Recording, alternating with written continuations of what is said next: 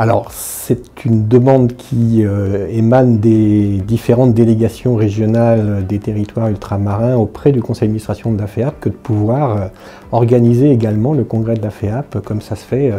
sur différentes régions chaque année. La difficulté, c'était de trouver les moyens d'organiser quelque chose sur des territoires qui sont éloignés, où il est parfois compliqué d'accéder, à la fois pour des raisons économiques ou des raisons de temps. Et donc le compromis de la Corse nous a semblé la meilleure approche possible. Par contre,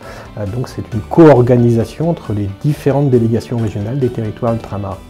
Nous, ce qui nous semblait important, c'est justement à travers le thème du congrès de défendre le fait que la notion de territoire, qu'on soit territoire ultramarin ou territoire sur le territoire métropolitain, ça regroupe un certain nombre de spécificités qui nous semblaient importantes de prendre en compte. On a 101 départements, on a 101 politiques sociales, ce qui n'est pas sans parfois poser un certain nombre de difficultés. Le privé solidaire au cœur des territoires, des contraintes aux opportunités. Le thème qu'on a retenu avec le conseil d'administration et la direction générale de la FEAP, donc ça s'adresse au fait que le fait d'être présent sur des territoires, ça nous impose parfois un certain nombre de contraintes, à la fois parce qu'on est dans une politique parfois nationale qui se décline de façon plus complexe sur les régions,